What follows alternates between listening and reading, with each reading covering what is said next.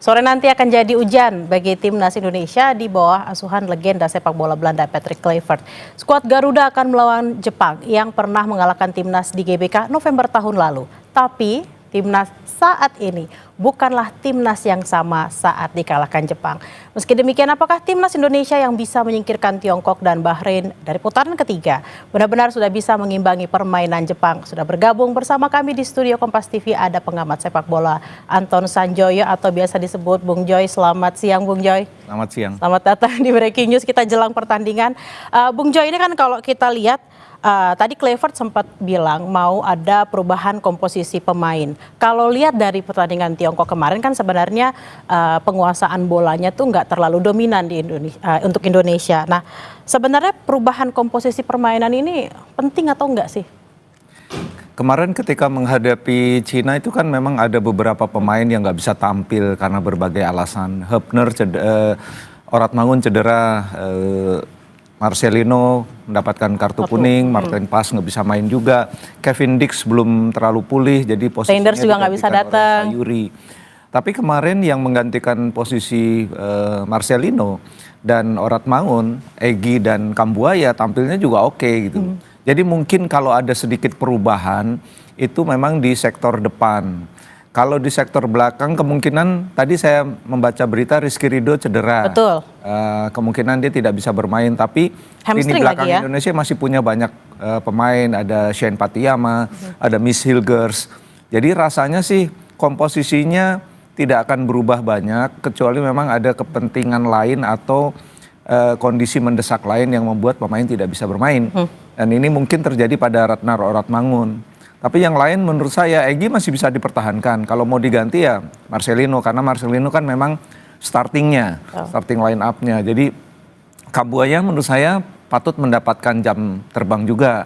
Sayuri mungkin oke lah, kalau Kevin Dix sudah 100% mungkin posisinya bisa digantikan. Tapi overall menurut saya tidak terlalu banyak lah perubahan komposisi. Kecuali memang Kluivert ingin membuat perubahan yang cukup besar untuk menghadapi putaran keempat.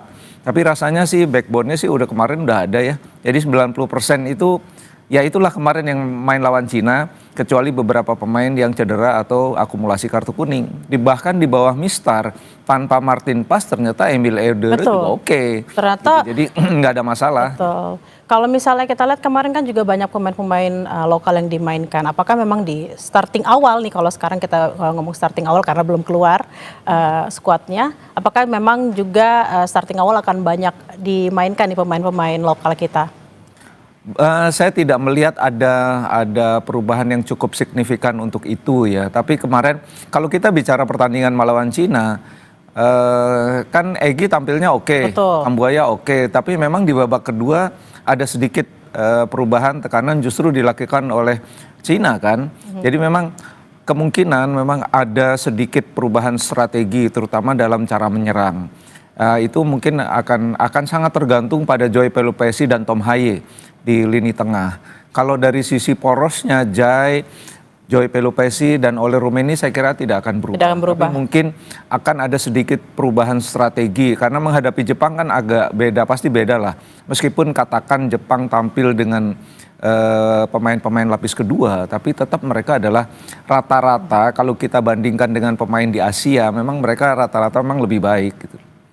Oke, kita akan tersambung dengan jurnalis Kompas TV ada Angga Nuriski di sana untuk mengetahui seperti apa sih persiapan timnas ataupun supporter Garuda. Selamat siang Angga.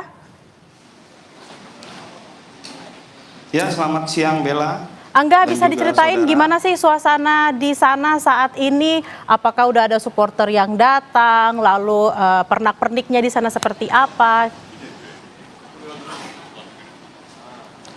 Ya, dapat kami laporkan bahwa di Stadion Suita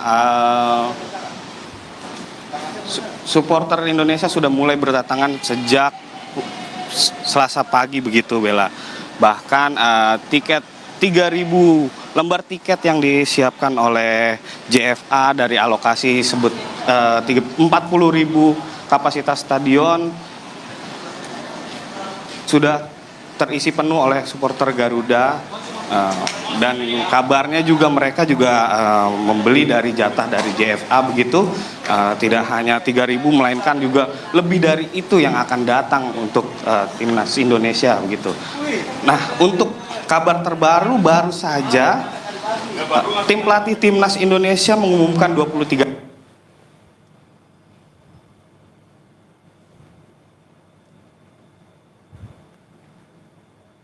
Angga?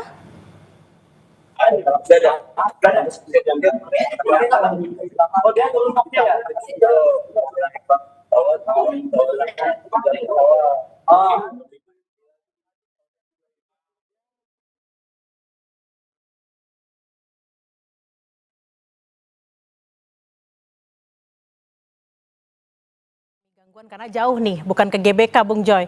Kita nelponnya langsung ke Osaka. Nah tadi jurnalis Kompas TV Angga Nurizky sempat mengatakan sudah keluar nih 23 final squad nih untuk Jepang versus Indonesia. Nah, Bung Joy sudah lihat belum Bung Joy ini? Kalau kita lihat kan tampaknya memang tidak terlalu ada perubahan ya, karena di sini Marcelino masuk ke dalam squad Bung Joy. Apa yang bisa dilihat dari squad yang akhirnya dikeluarkan oleh? Rasanya memang Marcelino harus masuk lagi karena dia kan baru saja bebas dari akumulasi kartu kuning. Kalau Ratnar Oratmangun masuk pun menurut saya itu wajar saja karena memang mereka ini kan bersama Kevin Dix yang kemarin tidak bermain melawan Cina, itu kan sebetulnya memang starting 11. Jadi nggak mengherankan lah. Katakan Marcelino sudah tersedia sekarang ya dia bisa main, bisa menggantikan Kambuaya atau bisa menggantikan Egy. Tapi pasti ada pertimbangan-pertimbangan khusus karena saya kira kalau misalnya Marcelino bermain di belakang oleh Romeni bersama siapapun, bersama Egy kah, bersama Kambuaya kah, rasanya memang tidak ada masalah juga. Karena kan kita sedang bersiap untuk menghadapi putaran keempat, di mana memang pasti akan lebih berat dibandingkan home and away pada grup C. Gitu. Jadi saya kira memang Kluivert sedang mempersiapkan tim terbaiknya, menyusun skuad terbaiknya supaya nanti kita betul-betul siap. Untungnya masih ada 2 pertandingan uji coba kan sebelum Oktober, kalau tidak salah melawan Kuwait dan Lebanon. Tampaknya memang kalau saya lihat dalam nilai pertandingan hari ini, nilainya memang sangat besar, artinya value-nya akan lebih banyak kepada Indonesia karena melawan Jepang bagaimanapun walaupun mereka menurunkan lapis kedua tapi ya kan tetap Jepang. Nah ini yang bagi saya tadi saya sempat kepikiran kenapa mereka nggak menurunkan skuad terbaiknya ya supaya lessonnya tuh banyak didapatkan oleh Indonesia. Atau mungkin skuad yang sama ketika November kemarin gitu ya. Ya, Wataru Endo main lah, Mitoma main lah, Minamino main gitu ya. Supaya pengalaman pemain Indonesia bertemu dengan pemain-pemain top dunia top, itu kan akan meningkatkan confidence ya di kemudian hari. Jadi saya sih berharap itu, dan kalau kita bicara nilai kan ratusan miliar ini nilainya pertandingan ini. Betul. Kita pernah Bung Joy pernah membahas ini di program 2 Arah minggu lalu, karena kalau memang seandainya kita harus katakanlah membayar untuk training camp atau untuk pertandingan persahabatan, justru harganya akan sangat mahal sekali untuk melawan Jepang. Nah, apa yang harus diambil, apa yang harus diperhatikan oleh pelatih Patrick Kluivert ataupun para pemain saat ini? Ya, menurut saya ini pengalaman yang berharga sekali ya, bukan saja bagi pemain tapi bagi Kluivert. Karena pengalaman bertemu Jepang ini kan dia dapat pada pelatih sebelumnya.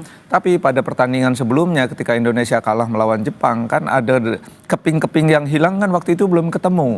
Terutama keping di nomor 9. Posisi nomor 9 dan posisi murni. Nomor 6-8. Betul. Yang ini yang rasanya kalau misalnya keping-keping yang hilang itu dipatenkan sekarang melawan Jepang kan teruji betul. Artinya apakah betul bahwa poros antara Joy Pelupesi dan Ole Rummenigge sudah menjadi kekuatan utama skuadnya Indonesia? Kalau tidak kan belum ada ujian yang betul-betul mumpuni untuk mereka gitu loh. Nah ini yang saya pikir kalau yang dilawan adalah ketemu misalnya Joy Pelupesi ketemu Wataru Endo, itu kan luar biasa gitu loh.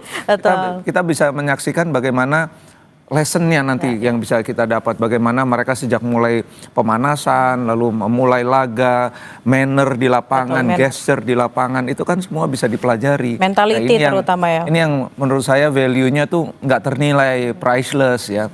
Jadi harusnya, kalau saya berharap ya, supaya pemain-pemain top itu main lah ya, supaya Indonesia dapat pelajarannya tuh hebat banget gitu. Ini kalau tidak salah memang kalau kemarin di Australia Wataru Endo tidak main, kali ini kayaknya main nih Wataru Endo nih. Apa nih yang harus dimanfaatkan sebaik-baiknya sama timnas Indonesia? Betul, kalau kita lihat kebiasaan siapa yang dibawa ke konferensi pers, pasti main. Dan Wataru Endo kan captain. Betul. Gitu loh. Kemarin waktu saya lihat di line up-nya Jepang melawan Australia, hampir semua pemain muda, under 23.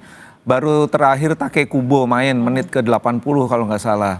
Tapi menurut saya tidak cukup ya. Australia sendiri kan dapat kemenangannya tuh kalau nggak salah golnya menit ke 80. Ya, sudah menit-menit babak kedua, menit akhir lah. Babak kedua akhir. Jadi memang mereka pun menang beruntung juga melawan tim U23-nya Jepang lah gitu katakan. Anda bisa bayangkan kalau mereka menurunkan paling tidak 6 atau 5 pemain Mitoma masuk di situ misalnya. Topnya Eropa ya kan. Ya itu pelajaran yang luar biasa banget gitu. Nah ini kan kalau kita lihat kemarin mungkin ada faktor cuaca juga di situ. Waktu kemarin main di GBK karena Ole Romani dimainkan hampir panjang babak 90 menit kan agak ngos-ngosan gitu Bung Joy, agak kecapean gitu. Nah jika terjadi nanti di pertandingan berikut ini, apa yang harus dilakukan oleh pelatih? Ya memang kalau main di sini tuh kan bagi pemain yang dibesarkan di Eropa, tingkat kesulitannya bukan cuaca yang panas sebetulnya, kelembaban yang tinggi. Nah ini yang mungkin mereka tidak akan dapatkan di Osaka. Jadi udaranya juga lebih dingin, udah pasti. Dan yang pasti kelembabannya juga tidak setinggi di sini. Jadi menurut saya kalau misalnya Ole Romani main 90 menit juga nggak masalah gitu. Karena memang kemarin hampir semua pemain itu di babak kedua kan ngedrop. Ngedropnya nggak terlalu kelihatan, tapi yang kelihatan adalah dominasinya menghilang di babak kedua. Justru yang menekan dan mendapatkan banyak possession adalah Cina, dan ini tidak boleh terjadi ketika nanti melawan Jepang. Tapi begini, melawan Jepang main enjoy aja lah, main gembira aja, karena kan toh sudah putaran 4 udah di tangan. Udah tidak mempengaruhi posisi Indonesia juga. Kalah lawan Jepang sekalipun bukan hal yang aib kan gitu. Jadi main enjoy aja, karena Jepang pun sebetulnya butuh menang. Satu, main di Osaka, mereka sudah berjanji untuk menutup putaran ini dengan kemenangan. Dan yang kedua, udah pasti mereka juga nggak mau kehilangan poin terlalu banyak. Karena kalau melawan Indonesia kan peringkatnya di bawah jauh. Waktu peringkatnya di bawah jauh, koefisien mereka, perkaliannya terhadap lawan itu akan membuat mereka ngedropnya banyak banget. Nah sebaliknya Indonesia kalau bisa menang lawan Jepang, koefisiennya tinggi, bisa naik 4 atau 5 peringkat. Jadi ini sama-sama penting sebetulnya. Belum tapi lagi bagi persoalan Indonesia lesson aja lah, pelajaran aja gitu. Belum lagi persoalan mentality, menang nih ngelawan tim top di Asia gitu kan. Mental itu kan yang kadang diperlukan juga. Jepang kan sekarang nomor 1 di Asia untuk ranking FIFA. Jadi mereka adalah tim yang udah mateng banget, dan Wataru Endo dan kawan-kawan itu udah main bareng tuh 3 tahun. Jadi mereka betul-betul sebagai tim itu mateng. Dan itu yang menurut saya akan jadi pelajaran bagi Kluivert bagaimana menghadapi tim sehebat Jepang gitu. Oke, obrolan dengan Bung Joy akan kami hadirkan